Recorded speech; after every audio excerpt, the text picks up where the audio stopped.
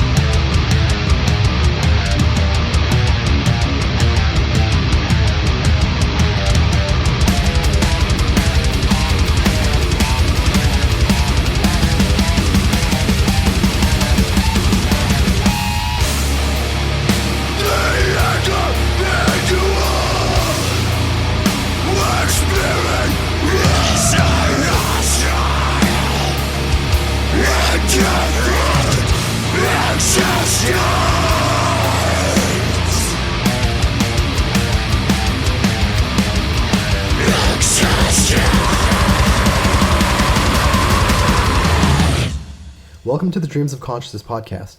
If you'd be so kind, would you mind introducing yourself?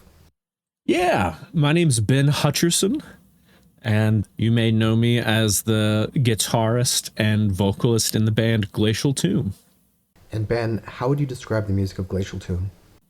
Well, that's a good question. And as is sometimes the case with extreme metal, it could be a short answer or it could be a longer, more involved answer. The short version is, I would say, we're an extreme metal band. And I know that's pretty broad, but that's because there's a lot of stuff going on. I believe the general description on most of our social media is sludge corrupted death metal, a description that comes to us courtesy of my friend Chris Cravaton. One time, a reviewer called us kitchen sink death metal, and I think they might have meant that as a knock against us, but I actually like it because, you know, our influences are varied, and while ostensibly death metal is the most salient descriptor at hand, you know, there's some crust in there, there's some grindcore, there's some black metal, and, you know, somewhere deep down inside there's some Steely Dan and some John Prine. I don't know exactly where, but given my love for those artists, it's somewhere in there. So we're coming out of the era where, you know, most bands can be summed up as sounding like a couple other bands, or maybe even a single other band, or, you know, a tribute to, like, you know, a country, right? Like we have the Swedish death metal bands from the Pacific Northwest, and we have, you know, the Finnish sounding bands from the Bay Area. But it's safe to say that Glacial Tomb isn't one of those bands, right? Like it's not. You guys are not a worship band. You guys are not, you know, like a late '80s style, you know, European death thrash type band. No. For any number of reasons, not the least of which is I don't think I have the dedication and the motivation to learn how to emulate any single influence of mine so thoroughly that I can sound like them as a guitarist or a vocalist or anything like that. No, we are definitely an amalgamation of myriad influences, which is why, you know, the whole classification thing can get kind of tricky. But, you know, when I'm trying to get someone to listen to us for the first time, or, you know, there have been times when people have said, well, if I'm going to describe you to my friend, I'm trying to get my friend to check you out, what should I say? And I say, you know, sludgy, gnarly death metal. Like, if nothing in that phrase grabs the listener's attention, or the, I guess, would-be listener's attention, then they're probably not going to be on board with it anyway. But, you know, if people are coming in expecting us to sound like, I don't know, Pestilence or Early at the Gates, or, you know, any single influence, they are going to be surprised, pleasantly or unpleasantly. I suppose will be up to them, but we are not a singular sound, to be sure. And I should mention that you and your bandmate in Glacial Tomb, David, are also both in the band Chemists. Yeah, you know, we split our time between the two projects, which I think can confuse people even more if they're coming to Glacial Tomb from Chemist, or sometimes vice versa. Despite the fact that Chemist is ostensibly the larger band and the better known band, I am regularly surprised when people, you know, I mentioned something offhand about how Dave and I play in Chemist, and they go, I don't know who that is. And I think, that's kind of wild. Like, it's not like it's that far removed from this same kind of musical circle, and yet people are like, yeah, I don't know. Yeah, that's fine. You play in that other band anyway. Let's talk about Morbid Angel. To which I generally respond, hell yeah, let's talk about Morbid Angel. So with Chemist being pretty well known and often running, why did you decide to start Glacial Tomb? What was the impetus for starting this band? Yeah, you know, that's a great question, because I think it would be overly reductive for me to say, or for someone to assume, oh, well, it's because you want to get this other side of you out. Like, the reality is that Chemist is the outlier in my musical evolution. It's the only band I've ever played in that had clean vocals. It's the only traditional, to whatever extent it's traditional, heavy metal and or doom and or however you want to classify Chemist project. I mean, I've always played in more extreme acts. So in that sense, it was really about not like expressing something that wasn't getting expressed. There's plenty of opportunity to bring in death metal and black metal influences, although subtly so, in Chemist. The impetus really was that Mike, the drummer, who has been a buddy of mine for many years, I mean, I met him shortly after I moved out to Colorado in 2012. He came up to me one evening. We were seeing a show at the venue that was formerly called Three Kings. It's now known as HQ here in Denver. It's one of the few locally owned, you know, independently owned venues still in existence in our city. And he said, you know, This was 2016, I guess.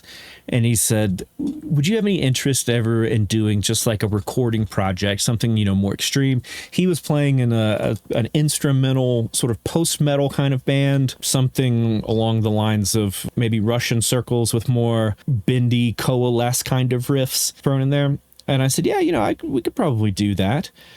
And he said, well, we should get together and jam sometime. I was like, man, that'd be a lot of fun. No intention of it ever being anything other than just we get together and jam sometimes. And yet, sure enough, after the first time we got together, we both said, this is really fun. This feels like this could be something. Like maybe we should try to just play a couple shows. Like just play a couple shows and see what happens. And here we are almost, more than 8 years later, and it has, long since taken on a life of its own. And again, to avoid any sort of overly simplistic, like, well, now I get to play more death metal than I otherwise do. It's much more about telling different kinds of stories lyrically and musically.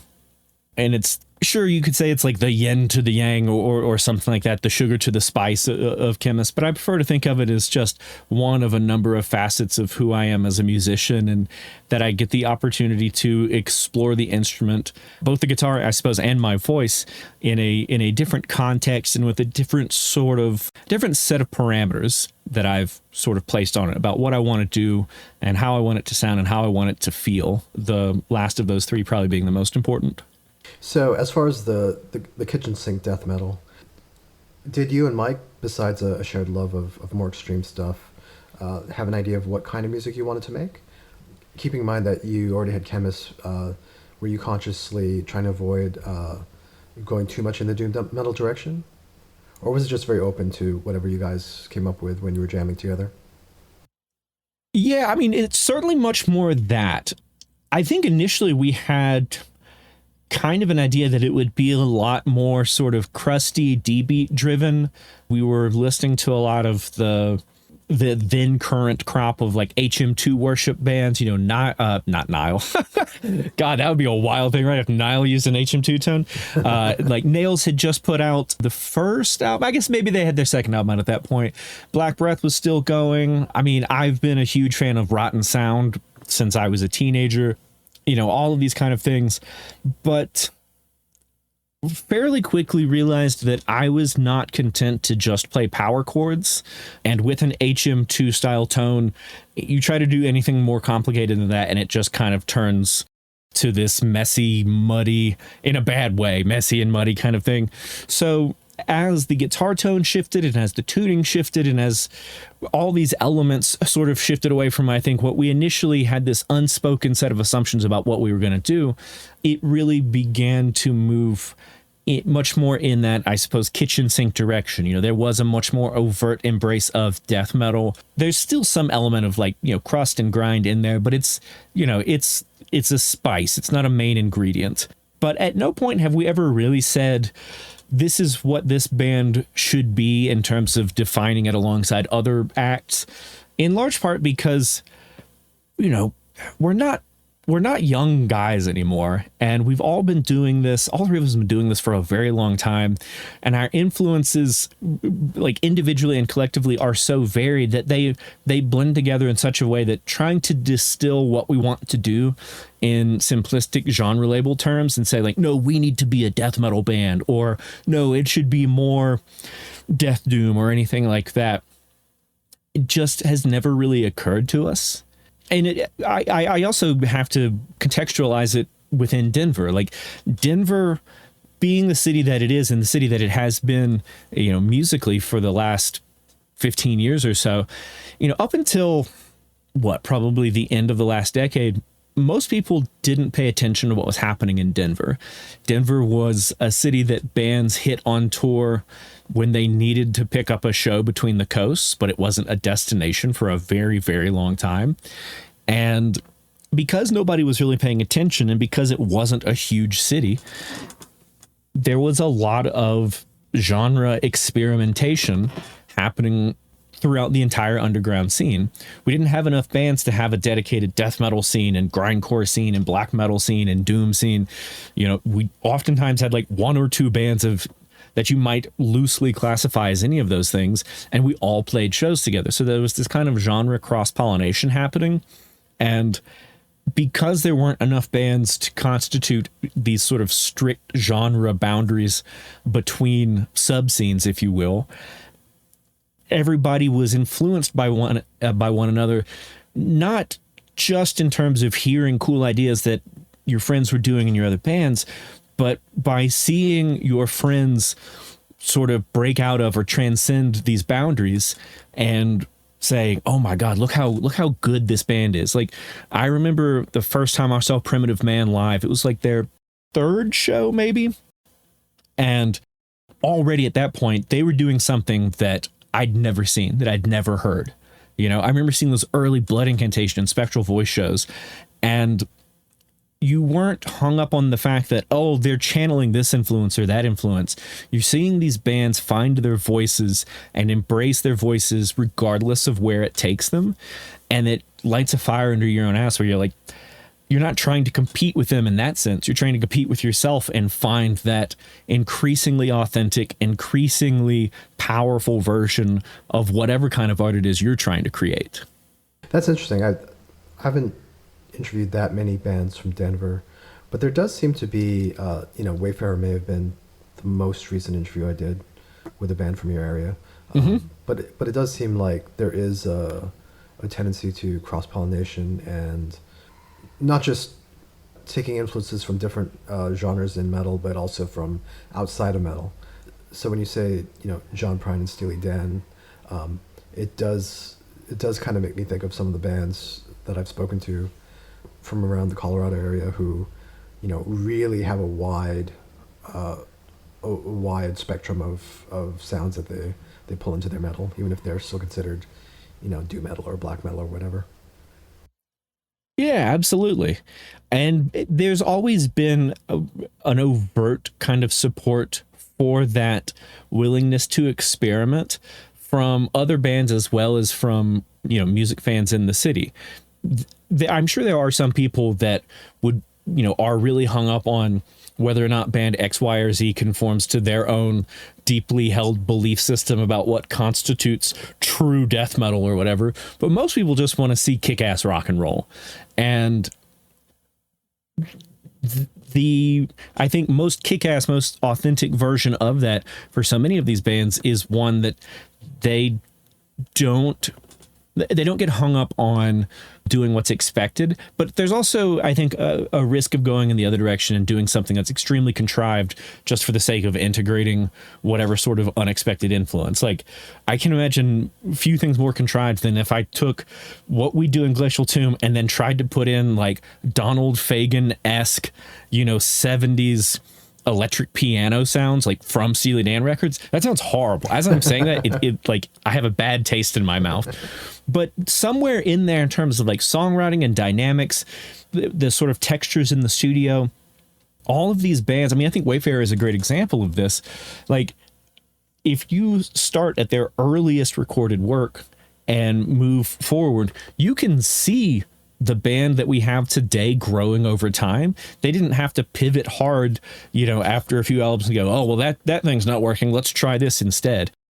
Just letting themselves find the kind of storytelling mechanisms that feel most profound and authentic to them and just going for it. And recognizing that, like, some of these elements, especially, as they brought in this almost like vaudeville kind of vibe at times, could be off-putting, and saying, yeah, we don't really care. We're going to do the thing that feels right to us. Like, that to me is incredibly powerful, and that's what makes me love bands like that, where they're doing it for themselves and it comes through in every element of what they play. And I certainly hope that sort of feeling would come across for people when they listen to the music, that we've created. That, of course, we want people to like it. Any artist that says, I don't care what anyone thinks, is lying either to the person they're talking to and or to themselves. Like, we all crave some degree of validation. That's why we're on stage. Let's not pretend that's not the case. But the person you have to satisfy first and foremost is yourself. And if you're doing it for any other reason, I think fans generally have a pretty solid bullshit detector. And they can tell when it's phoned in. They can tell when it's contrived. They can tell when you're trying to sell them something, not when you're trying to share something with them. Yeah. I don't have a degree in psychology or anything like that, but I do feel like, if only from just my, my role as an interviewer, a lot of that, we don't care what other people think, is really just a defense mechanism. You know what I mean? Oh, yeah, yeah. I 100% agree. I mean, and there's also a lot of sort of mythologizing around being a creative person in any form to any extent about, oh, you have to suffer for your art, and oh, you can't care what anybody thinks. Like, okay, look, these make for good things to regurgitate in the press, maybe, but like, let's call it what it is. Like, we're people just like other people, and we've got hopes and dreams. In our cases, we're trying to manifest something through conjuring sounds that other people are trying to do when they are painting or gardening or whatever. But like, we're all trying to get people to like the thing that we did to some extent. I mean, this is an argument that I used to get into in high school. And so, maybe that tells you what kind of person I am, that I'm still flogging that horse 30 years later. But the idea that all these like pop punk band or grunge bands or whatever had no idea they're going to get so successful. It's like, really?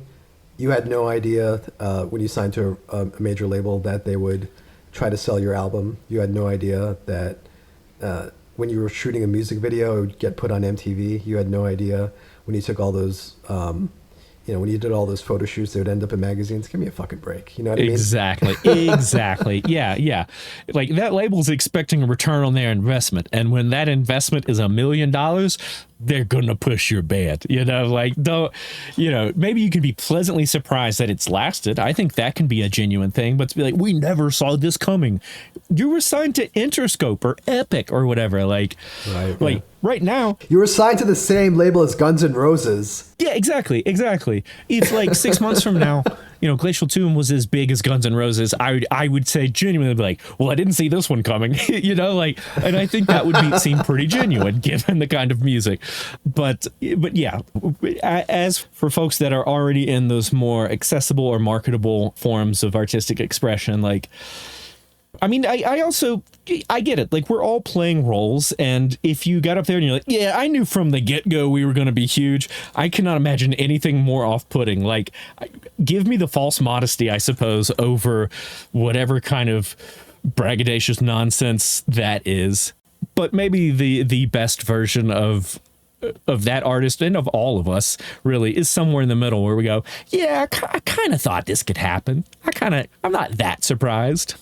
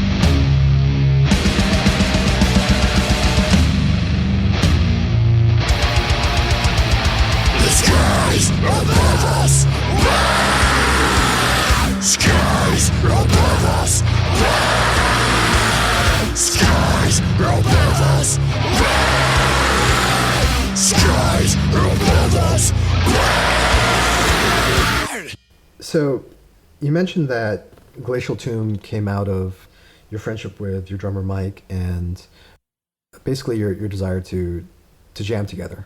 Are you guys still writing songs in the same way? Is it still you and Mike in a rehearsal space? No, only in so much as, well, I guess for a couple reasons. One, we have Dave, and one of the greatest joys that I find in creating music is creating music with other people. I do not find a tremendous amount of satisfaction in writing everything, composing everything myself, meticulously outlining every detail and handing it to other people and saying, now you play this as I imagined it, because I'm not a drummer. You know, it's the same sort of approach that I have when it comes to getting album art sorted. Like, I might have ideas, but I'm not a painter. And I think that it would be ludicrous for me to tell other people what I want and have them imagine exactly the same thing that I'm imagining and try to live up to this unachievable ideal. So having Dave in the band, who is not only an absolutely bonkers bass player, but rips on guitar as well, is truly delightful, because then we have this interplay with our songwriting where we both bring ideas in and then we workshop them together. We are a guitar driven band, working in the tradition of late 20th, early 21st century heavy metal bands. So like everything starts with the guitar, everything starts with the riff, but it is still written as a band. To sort of belabor the point, like, yeah, we will demo things out to send it to Mike if we're not getting together every week or things like that, but much more so to convey, oh, this is the kind of feel for this riff or this section. Here's a starting point, rather than trying to just send a drumless series of guitar and bass riffs over and go, all right, well, part 1 is fast and part 2 is mid-tempo. Like that tells you nothing, but still expecting and encouraging Mike to play the way that he plays and to bring in his style of playing. His influences are varied as well. Just because I hear a drum beat that sounds like it could have been off a Cannibal Corpse record doesn't mean that's what Mike hears. And we have a very democratic, I suppose, songwriting process that if anyone's got an idea, we hear it out, we try it out, we flesh it out, and then if it doesn't resonate, we toss it. Maybe we toss it and come back to it later, or maybe throw it away forever. But at no point, is this ever the guitar and then everyone else show, or the Ben and then everyone else show. So in that sense, it does still retain that sort of band-centric form of songwriting. But I think there's a lot more intentionality behind it. It's not, let's get in the room and just pull things out of our ass as we're going.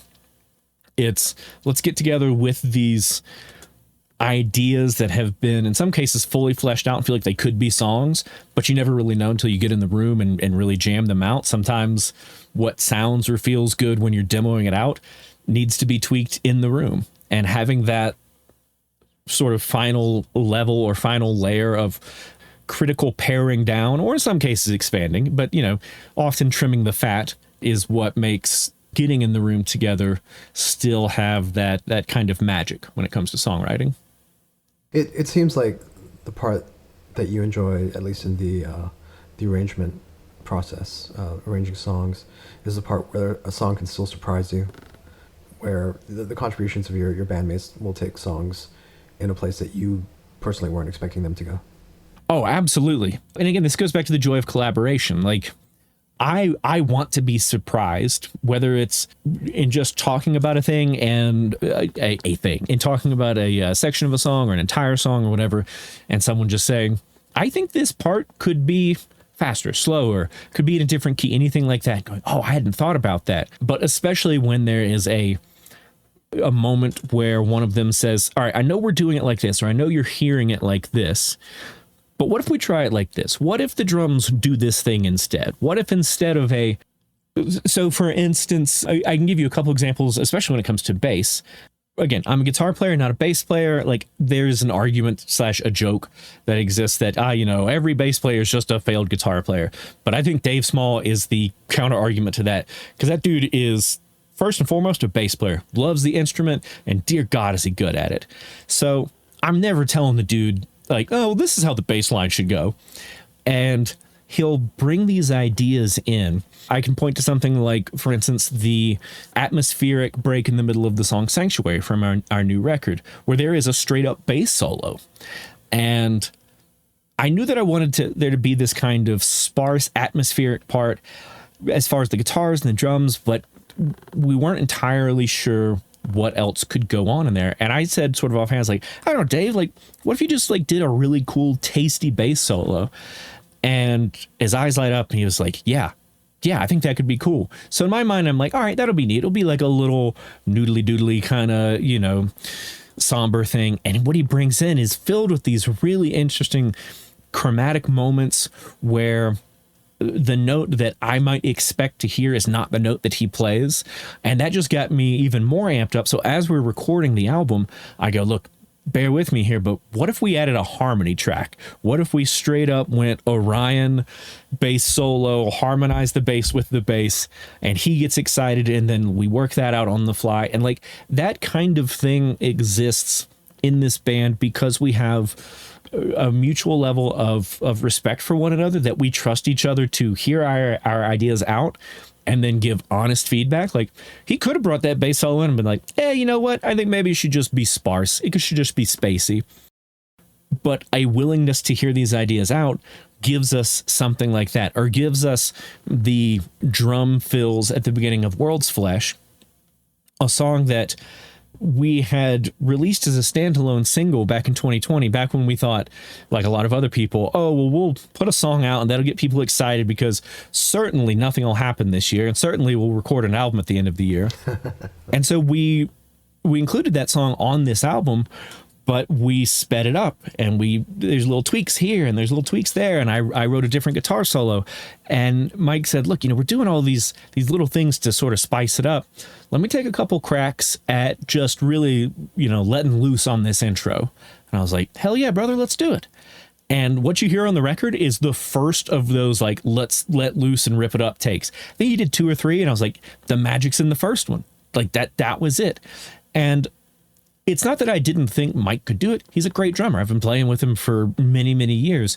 But the placement of the fills and the way that he held a couple of notes out instead of just keeping with like steady 16th notes, those kinds of surprises are what bring me true joy when I'm collaborating with other people in any format, but especially in this band, where, like, at the end of the day, the finished, I hate to say product because that evokes all sorts of, commercial imagery and stuff, but I suppose product, or the final outcome, I'll say, of the album is a reflection on all of us. And it's, you want to be surprised, but you also want it to be a thing that is intelligible for the listener and that isn't a surprise in a bad way, where they don't go, now what the hell was that? Why did that happen? And so having these moments where not only do I feel surprised, but I feel excited to share that kind of surprise. I want it to come through and be something that the listener can experience. And if they can get even a fraction of that, like me gripping the arms on the chair as I'm sitting there listening this for the first time, and I go, oh my God, yes, absolutely, that rules. If we can convey a little bit of that, then I feel like we've done something special as a band. So the songs that you mentioned, World's Flesh and Sanctuary, will be on your second album, which is called Lightless Expanse, and Prosthetic Records will be releasing it on the 20th of September. How would you compare Lightless Expanse to the first album, to the self-titled? It's always tricky to think about something you've created versus something you've created recently versus something you've put out in the past, because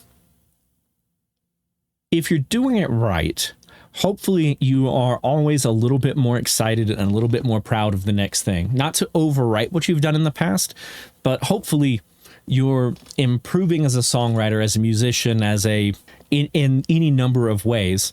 So I want to be careful how I phrase this, because I don't want to say like, oh, well, the old stuff is bad and this is good. It's certainly not that. But this feels like the moment where we as a band have found the sort of core sound we've been after since 2016. And it's not that there's been a sort of linear progress to this moment. It's that we didn't know what would feel most authentic. We didn't know what we would gravitate to as time went on. So like, I feel like this is the most Glacial Tomb collection of songs to date. It certainly represents a, for lack of a better phrase, leveling up in our playing abilities as well as our songwriting abilities. Everything is faster. There are more notes, but with greater intentionality. That's probably the thing that I'm proudest of with these songs, is that yes, it took a long ass time to write and record this record, in large part because of COVID, but not just that. Like time gets away from you as you get older.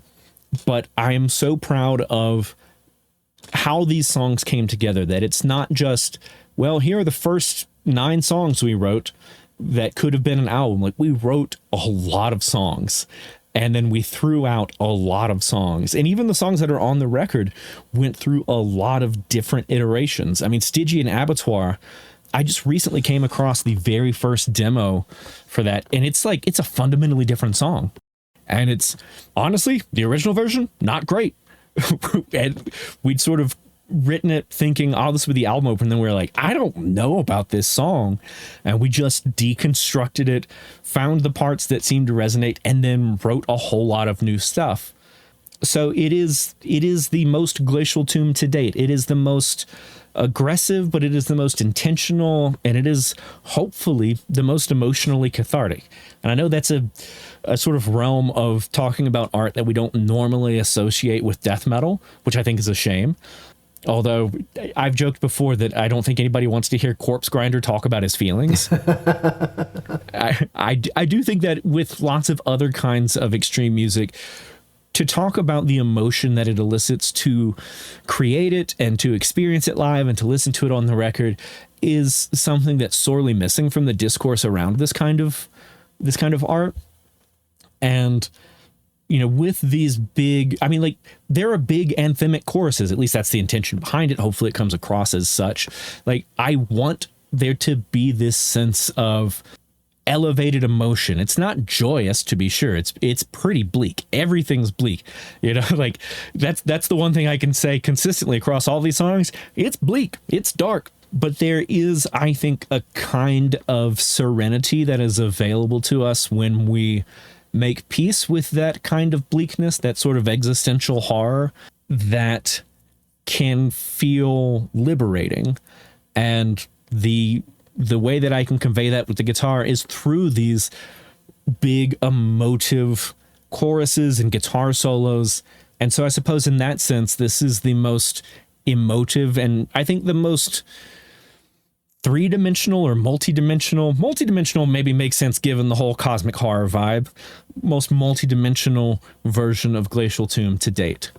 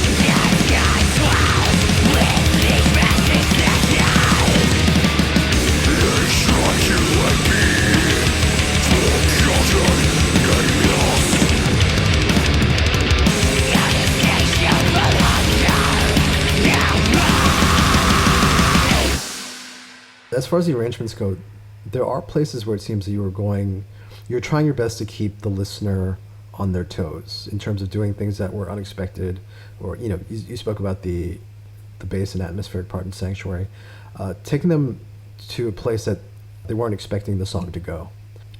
Was this intentional, or was this just a matter of course for the way that you guys write songs and keep changing the arrangements? That's a great question, because I think it's a little bit of both. I don't know that we very often say, or maybe that we ever say, all right, we got to do this thing because nobody sees it coming. But there are those moments in these songs where maybe I had an idea that I brought to the other two, or one of them brought it to the sort of collective songwriting process, where it did catch us off guard, and that's what makes us excited about it, makes us want to, have that. It sort of, I think, reinforces a tendency towards that of, again, not necessarily in an explicit way, but just creating this sort of loop of positive reinforcement that, like, if you bring in unexpected quote unquote crazy idea A and everybody's into it, then you're probably more likely to bring in crazy unexpected idea B, C, so forth and so on.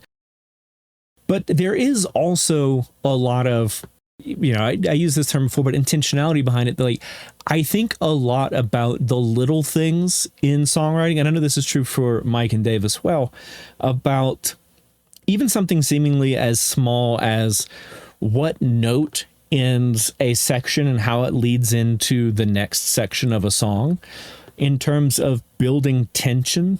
And sometimes that might be a more sort of music theory centric thing, like, oh, okay, well, if it sort of hangs on the seventh, then the resolution to the tonic will be like this, but if it's changing keys, then it should be this. But also sometimes it's just a matter of putting your hands in weird places on the guitar and seeing what happens, which is one of my favorite things about this band, is that I have yet to find a chord shape that doesn't work one way or another. And I've tried to find some pretty ugly chords, some chords that, like, from a theory perspective, just make no sense. And a lot of that really is, I don't have guitar heroes per se. There are a couple of guitarists that have more explicitly influenced my playing than others. Two of them from death metal would definitely be Trey Azagthoth and Luke LeMay. And Luke, in particular, as not just a guitarist, but a composer, his understanding of music, heavy music, classical music, every form of music. I mean, the guy is a freaking genius. Like, his ability to build tension is something that, like, I don't know how to play any Gorgut songs on guitar, but I do know how these parts make me feel. I know how the sort of resolution from one section to another, one motif to another, makes me feel. And, so going back to this idea of throwing the listener curveballs, it's about trying to elicit a specific set of emotions. Maybe not even a specific set of emotions so much as a particular variety of emotions. Like, if we have a large, sort of melodic section in a song, I don't expect everyone's going to feel the same kind of sad or triumphant or whatever, but that is the feeling that I'm trying to convey. And I whatever that version is for each individual listener, I'm hoping that those notes and those movements resonate with them in such a way that they are surprised, but in a way that is almost like a whole body surprise. Like, yes, they might think, oh wow, I didn't see it coming, but that they have a physiological response as well, that their pulse quickens, the hair on their arms or the back of their neck stands up. I think that is more explicitly what we're after with the songwriting than just trying to keep them on their toes. I think that if we do it right, keeping the listener on their toes is the happy byproduct of trying to compose these songs in a way that resonates with us. Yeah. You mentioned music theory. Did you study music in school? In another lifetime, I knew a lot of music theory. I almost went to college for classical guitar of all things. I studied music theory when I was a senior in high school. I did this whole like summer camp, nerd camp thing where I studied under a professor of classical guitar for a summer. And in another lifetime, or rather in another world, I did that instead of the life that I have gone on to lead. But for a couple years, I was very into learning music theory. I took a lot of theory classes in college. And then over time, the stuff that I have found useful has stuck, but I never really cared to learn theory for the sake of learning theory. So all of the stuff that might make me a good jazz musician or a good like classical guitarist has long since been jettisoned. And instead what I've got is, this sort of patched together framework of understanding note relations and how chords are built and how, movement between certain chord shapes and certain note relationships elicits certain feelings, at least within me. But if someone were to sit down and really try to have a conversation with me about like, moving through different modes and stuff, my eyes glaze over and I go, look, at the end of the day, give me a distorted electric guitar. That's how I speak. We could get kind of nerdy with it, but only kind of nerdy. I mean, Luc Lemay, who you mentioned, went to a music conservatory, and there are Gorguts riffs, which is basically just him and Kevin Hufnagel, who also studied music in school, just hitting the pickups with the pick. You know what I mean? Yeah, exactly.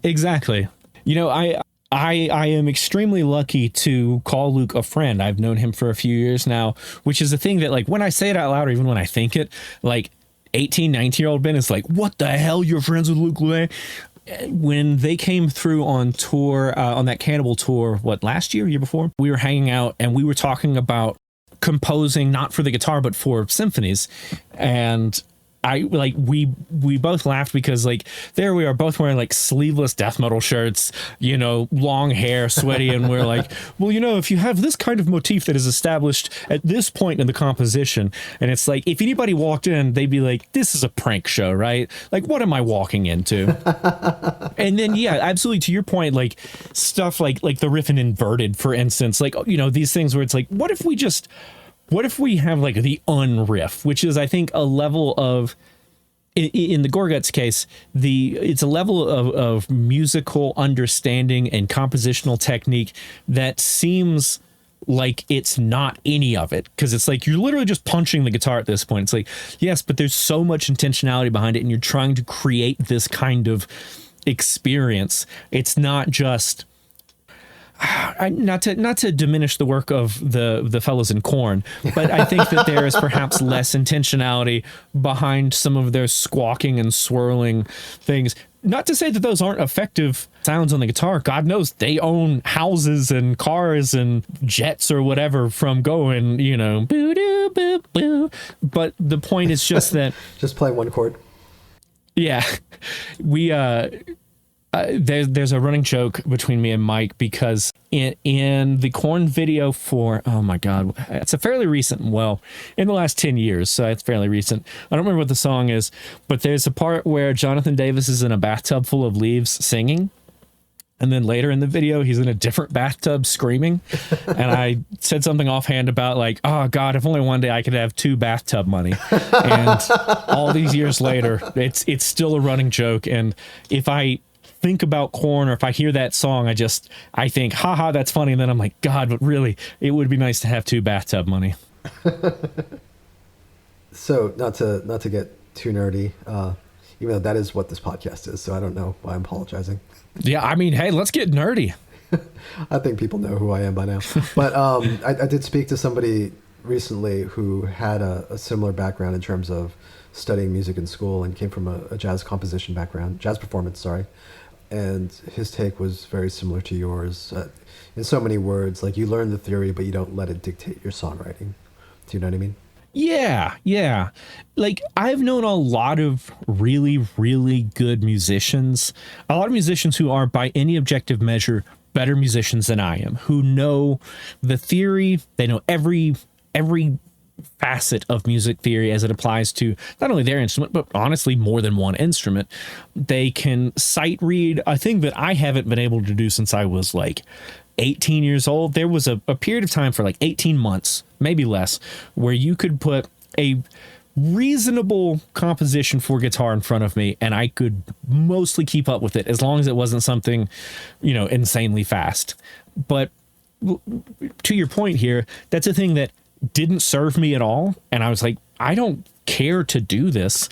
I've got, real estate upstairs that could better be used.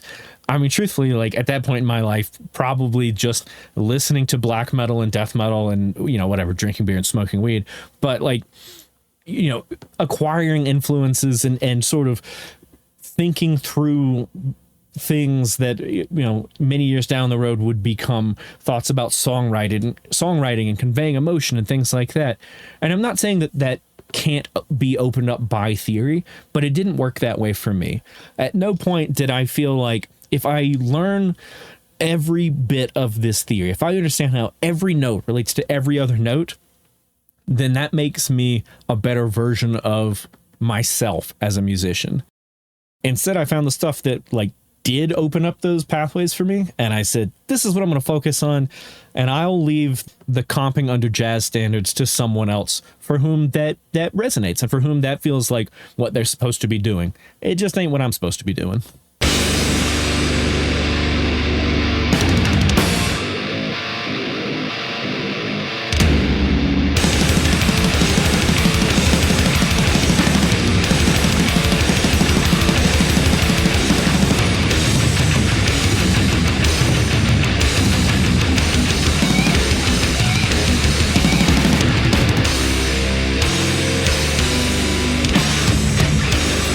It is obsidian.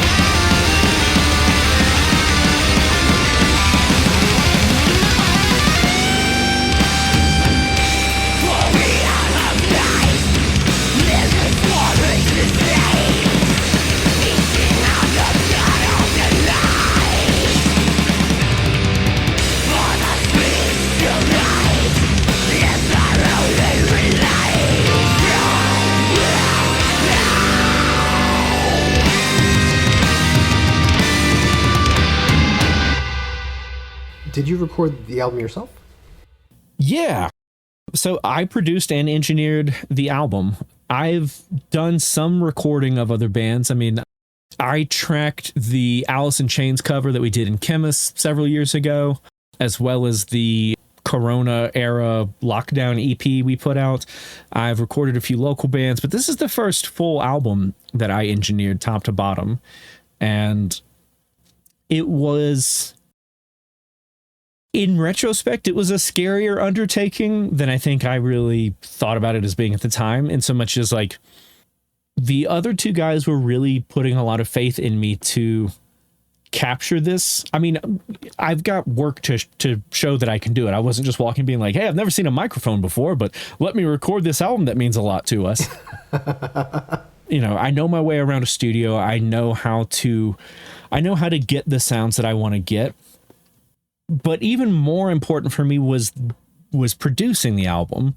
Like, ostensibly, I could have produced it and had someone else handle the sort of nitty gritty of the engineering, but that Mike and Dave trusted me, and I suppose that I trusted myself enough to take on that role of, you know, sort of helming the ship and saying, in the moment, as we're tracking things, I know this is how we've been doing it, but let's try this. Or, oh, that's how we've been doing it. I think we can do that better. And again, having this faith in one another that nobody's going to take anything personally. If I throw an idea out and it doesn't stick, that's fine. No idea is so precious that it is beyond reproach, and that is fine. But what I think it allowed us to do is to push ourselves in a different way than if we had a sort of outside person produce and engineer the record, that we got to be our own, I guess, coach in a lot of ways, which was an interesting experience. And I think it's one that we benefited from. And it also did allow us to take longer. I mean, we recorded the album and financed everything ourselves. We didn't want to be beholden to a label up front. We wanted to have an album in hand that we knew if we put it out ourselves, we'd be just as proud of it, and that we wouldn't feel like we'd compromised anything for the sake of budget or a label's release schedule or anything like that. And so we did take our time. I mean, we tracked the drums in early 2022 and then spent the rest of that spring, as time and life permitted, tracking the guitars and tracking the bass and tracking the vocals, and then gave us time to work through multiple stages of the mix with Arthur. And it's one of the, how can I say this? There's a lot of stuff that sucked about 2020 and the years that followed. That's not a profound statement. I think that makes sense to everybody. But one of the silver linings, I suppose, is that it afforded us a chance to hit the reset button, step back and say, anything we're going to do on our terms, and we're going to do because it feels right.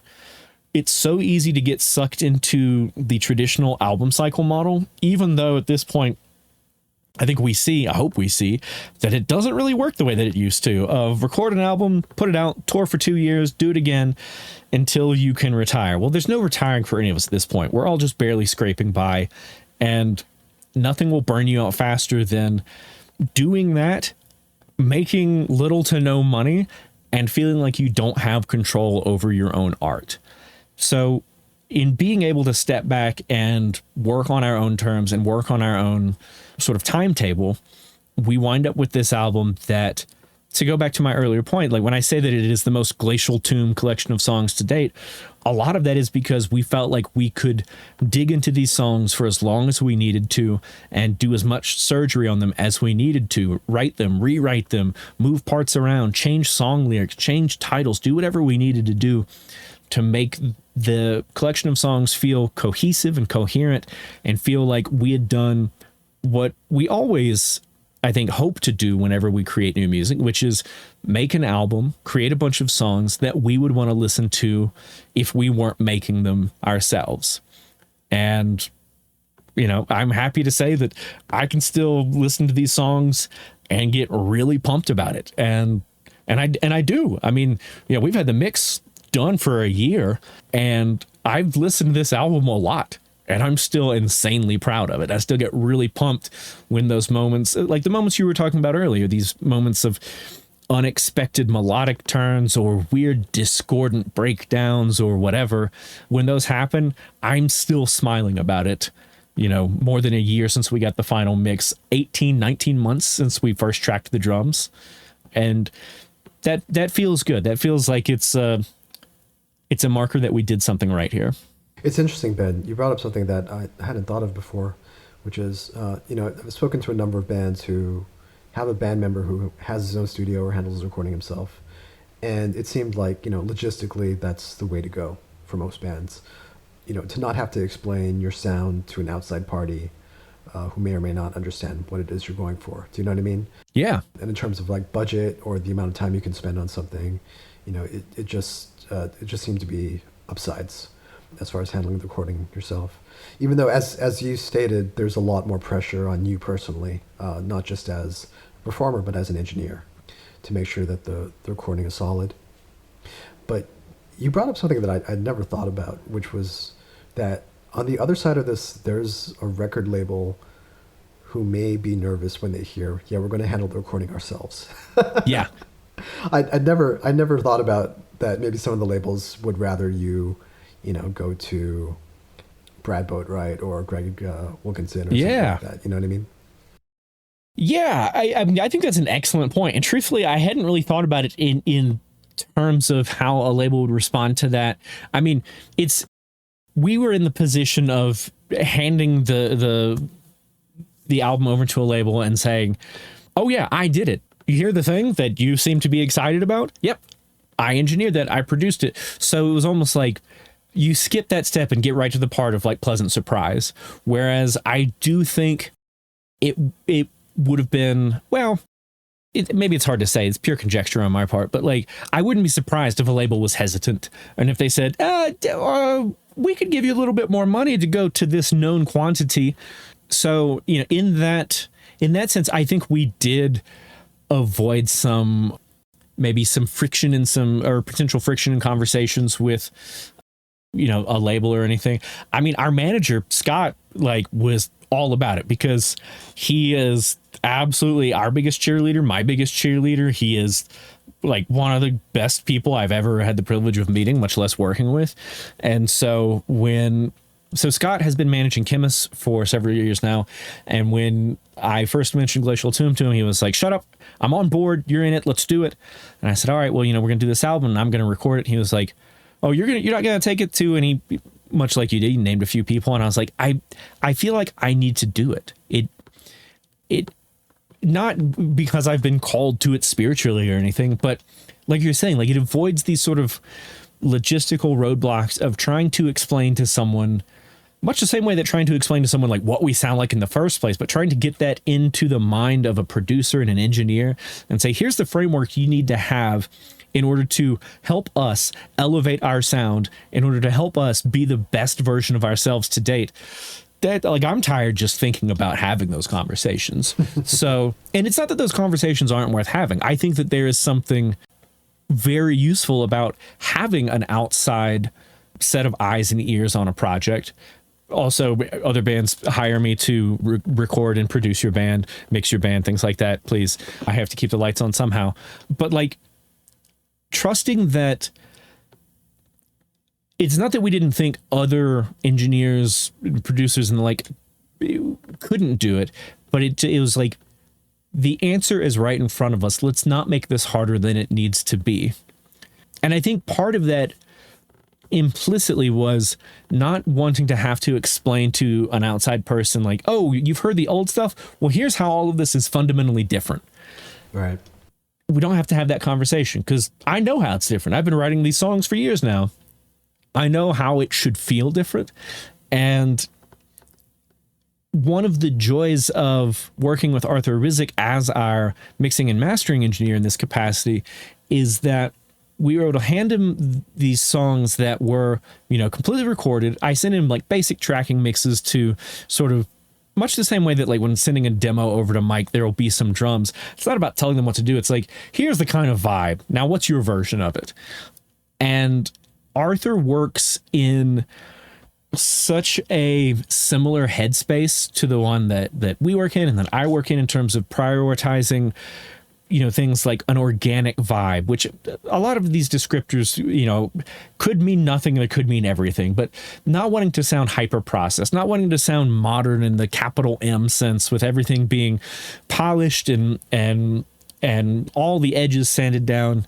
And truthfully, that was part of the reason I wanted to engineer the record, is that I knew what the threshold was for me and for us collectively in terms of how things can be imperfect and be better as a result, because I have no interest in sounding like the untold hundreds, thousands, millions, I don't know, of contemporary, again, capital M modern death metal bands where everything is quantized and everything has just the perfect amount of gain dialed in on every single thing, and the drums are crystal clear. And like, that's not the music that speaks to me. The music that speaks to me was recorded by humans doing human stuff with human concerns and stressors in their lives and human playing on those records. Now, it doesn't mean you just throw whatever on the album, but like acknowledging that it doesn't have to be taken into the grid view in Cubase and everything is lined up on the 16th or the 32nd, or that you're going and you're slicing up every DI so that every guitar solo is quote unquote perfect. What a horrifying thing. Right. Again, we skip those logistical concerns, because when I hand it over to Arthur, all he's doing is bringing the sound to life, but he's not editing. He's not going in and changing the sort of heart of it, nor would he want to, because he's coming at it from that same kind of approach. He's embracing that same ethos. Yeah. Is this the first time Arthur worked with Glacial Tomb? Or is this the first time you worked with Arthur? The first time he's worked with Glacial Tomb, yes. It's not the first time I've worked with Arthur. He handled the live mix for a Chemist set during lockdown. Decibel did an anniversary stream kind of thing. I don't remember exactly what it was for. It was called like the Decibel Extremely Extreme streaming event, and it was like us and Full of Hell and Horrendous and I don't know, a bunch of other bands. I think Wake was in there, and we performed a set in a venue with no crowd, of course, because at this point there couldn't be crowds. And then Arthur handled that mix. So if people look that one up on YouTube, you can see into a version of the world where Arthur mixes mixes Chemist records. But it was so much fun working with him, and we'd met in passing through Decibel and through the whole sort of like Philly scene, the Horrendous and Cryptstone guys. And also he handled the recording and mixing and mastering of Black Curse, which is the black death metal band that Zach plays in when he's not doing Chemist. So we run in the same circles. We've been friends for years, but when it came time to select a mixing engineer, like my first thought was, what's Arthur doing? / can we afford Arthur? Because he's out there working on Creator and Soulfly and stuff, and it's like, right, it might, even with whatever kind of homie discount, this might be out of reach, but we were able to make it work, and I'm so glad that we were, because it captured the vibe that I wanted to convey through these songs. But it, like, if I had mixed this album, it wouldn't have sounded like this, and in the best way. He took the kind of ephemeral elements of this music and made them experiential. When I said things like, oh, it should feel sludgy or loose, or like, can it be more like, Covenant era Morbid Angel, or can it be more like Cannibal Corpse in 1998, or anything like that? He took that and put it through his own filters. And I mean, honestly, to go back to a point you made earlier about being pleasantly surprised, that was the experience of getting even the earliest mixes from him, where it's like, oh, this isn't what I expected, in the best possible way. This is something bigger. This is something more compelling than what I could have ever hoped for. And you get so excited about that. Yeah. I mean, you mentioned some of the bands that Arthur's worked with. It does seem like at this point he's worked with most of the biggest bands in metal, and he's extremely well regarded and highly regarded as for his work as an engineer and as for his mixing and mastering. For you personally, though, what was it you were looking for Arthur to bring to Glacial Tomb sound, or the sound of this album? Well, that's a really great question. I mean, I think part of it is that although we adhere to a similar kind of like worldview and a similar attitude about art and the importance of art and a similar set of influences, broadly speaking, when it comes to extreme metal, like everything from his workflow to how he even talks about trying to convey experiences through a mix are different from how I do it, but in a way that makes sense to me and that gets me pumped up, because I see it as I see his work as enriching our own. It's not that we're trying to have an album that sounds like an Arthur Rizek production. Right. In fact, I think one of the many accolades we could bestow upon him is that he has a knack for taking a band and making them sound like a better version of themselves. You know, there's certainly something to be said for going to record with producer or engineer X, Y, or Z and getting their sound. But I think that Arthur, although he can do that, I think the thing that I wanted, that we wanted, and the thing that he was happy to bring to this album was, what does Glacial Tomb sound like to him? Like when he hears these songs, what's the most compelling, the most horrifying, the most moving version of these elements? What do the guitars need to sound like? I can reference other albums and guitar players all day. I can offer feedback about, well, it sounds like it's kind of pokey at 2.2K or anything like that. But what I was most interested in and most excited about was putting our music through the Arthur Rizek filter or the Arthur Rizek machine and having it come out not fundamentally changed, but heightened and expanded in ways that were exciting and unexpected. And that it made it sound, when I use descriptors like organic or, you know, raw or things like that, again, terms that could mean everything or could mean nothing, the way that he took those sort of suggestions or directions or whatever and mixed these songs as a result, moved these songs so much more thoroughly in the direction of conveying those vibes and further away from the crop of, again, contemporary or modern death metal. And I say this, you know, not trying to, you know, yuck anybody's yum. If that's your jam, you know, if like the capital T, capital D tech death is what you live for, that's fine. That's beautiful. That's great. It's just not, that's not us. And so being moved away from that kind of the sets of sounds that constitute that particular kind of subgenre, and much more into the what I like to think of as the sonic realm of Glacial Tomb, the sonic realm of kitchen sink death metal.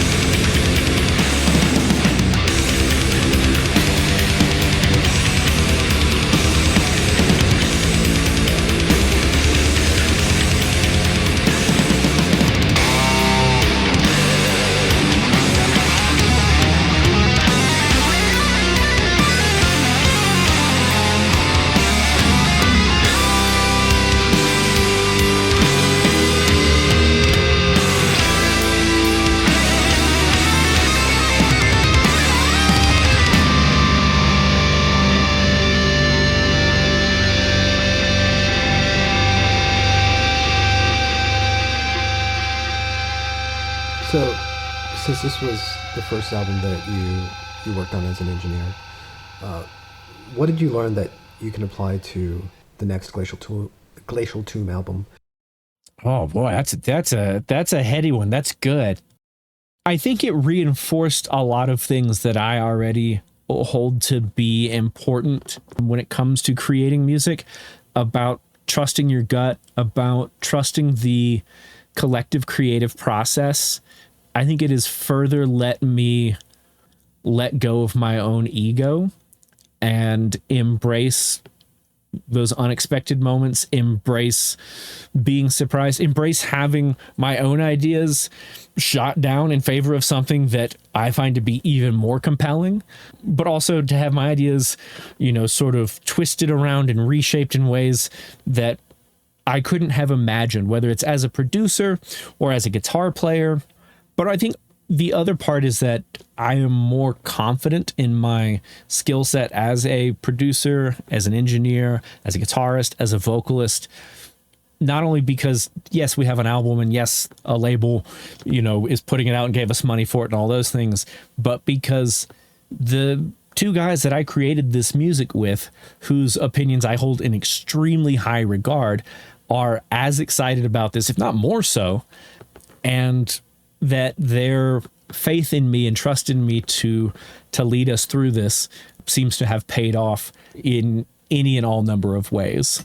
And so that hopefully the next time, the time after, I'm even better at these things. Not just in any kind of like objective quantifiable sense, but also in trying to create or foster the creation of art that is increasingly compelling and resonates with people in any number of ways, and that I feel immensely proud of. So by the time listeners hear this episode, the album will be out and you guys will have finished a short run of tour dates. What's going on with you guys show-wise for the rest of the year? Do you have anything coming up in late fall or early winter? Yeah, so like you said, we're going out for a couple weeks at the end of September. That run is basically to the East Coast and back. We're playing New England Hardcore and Metal Fest, which is very sick, very excited about that. We're doing a couple of other festivals, Heavy Hell in Indianapolis with Coven and Eternal Bleeding and a bunch of other bands. And then we are closing the year out at the Decibel Metal and Beer Festival here in Denver again, because they asked, and I told Albert, I was like, hey, anytime you want one of my bands to play one of your things, we're always going to do it, because Decibel's always been very good to us and it's always a good time. I love everybody over there. And I mean, and that whole lineup is just incredibly stacked. I mean, Autopsy's headlining one night, Yob's headlining another night. And, so that's a pretty killer way to wrap up the year. And then, as is the nature of this endeavor, we're already looking to next spring and next summer and next fall. And we don't have anything we can announce yet, but there will be lots of Glacial Tomb on the road. We are in a position as a band to finally take this, out on the road in a full-time, as full-time as touring can be at this level, capacity, and play as many shows as humanly possible and spread the gospel of cosmic horror and misery to all that are in desperate need of having their souls saved. Very cool. So by the time people hear this episode, Lightless Expanse will be out through Prosthetic Records. Ben, please tell everyone how they can order the album. What's the best way to get it? You can order the album through Bandcamp. Bandcamp is I think sort of the go-to for most labels and bands at this point. You can also get it directly through the Prosthetic Records web store. At this point, when y'all are hearing it, we will also have some copies available through, seeing us live in a colorway that is not available through the Prosthetic web store. And for folks that are overseas, I don't know, you can probably get it somewhere. I don't know. I think Prosthetic has distribution through somebody. I don't really know how that works. If you can't find it easily, just send us a message on Bandcamp. We'll help get you sorted. But Bandcamp is probably the best way to do it. In fact, I'm sure that Prosthetic has global shipping and stuff set up through Bandcamp. So when in doubt, go through Bandcamp. Do you want to say anything about the vinyl versions that Prosthetic created for this album? I'm really excited about the colors that we did for the album. We did 2 different color variants and then black, because some people just want the classic black vinyl. And one of the color variants is available through the Bandcamp page. The other one is exclusive to us on tour and certain brick and mortar locations and maybe some online distributors, I'm not sure. And we also renamed the color variants because, coming from any record pressing facility, they name it whatever they name it, but we wanted it to be thematically consistent. So, nothing is just a blue swirl or red swirl with us. It's cosmic miasma. I don't actually remember what we wound up calling it, but it is gnarly and it is very much in line with the general vibe of all things being terrible and all terrible things being greater than we can even possibly imagine. All wrapped up in some delightful color variants. Now, how about merch? How can people get a Glacial Tomb shirt? I'm assuming a long sleeve with the logo down the side, right? Oh, I mean, you know, we've got the classic, sleeve print death metal, but we've got some other stuff too. We've got some more brightly colored stuff as well. Everyone can go to our merch store through Night Shift Merchandise, a US-based merch distributor that handles, lots and lots of bands at this point, but they handle all of our merchandise. You can go through the Night Shift website to get there, or you can just go to our website, which is glacialtomb.com, click on merch, and it'll take you right there. And we'll have some new designs up in the web store, either when this airs or shortly thereafter. And what's the best way to get news and updates and more info about your upcoming tours?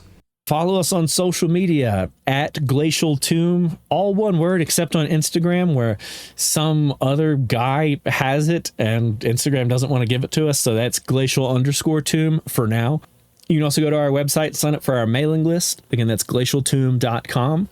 Follow us on bands in town and Songkick and, wherever else you feel like following us. Follow me on social media. I post about it too. If you follow enough accounts on social media, eventually you'll confuse the algorithm and it'll actually start showing you stuff you want to see. That's what my hope is, at least. So, follow all the Glacial Tomb accounts and eventually you'll only see things about death metal and weird fiction and horror writers in season 1 of True Detective. Now, what's going on with Chemists? Anything you want to tell people about? Anything people should be looking out for? We've got one show later this year. We'll be playing in Milwaukee. Nope. Try that one again. We'll be playing in Minneapolis. I knew it's an M word, for Surly Brewing's Darkness Day. We've played their Darkness Day events in the past. Love those cats. Love everything about what they do. So we're excited to do that. But we're in writing mode. We've been hunkered down since we got back from Europe writing, and we're going to spend the next several months writing. And we will start recording a new album sometime in the spring, and it'll be out sometime.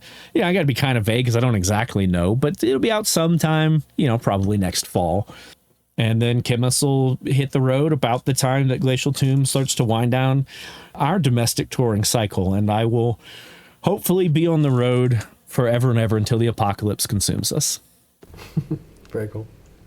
So you've been extremely generous with your time, but is there anything you want to say? Anything else? I just want to say thank you for having me on here. This was an absolute delight. I mean, as I'm sure you can tell, I like to talk. I like to talk about art and this kind of stuff. But, having a good conversation and having questions that really give me pause is something special, and it's something that I don't take for granted. So I really appreciate you bringing your A game, bringing the thunder here, and creating such a delightful conversational space. And I hope that people enjoy hearing us talk about these things, and maybe it'll shift their thinking about something as seemingly simple as death metal over time. Likewise. Thanks so much, Ben. Thank you. Take care.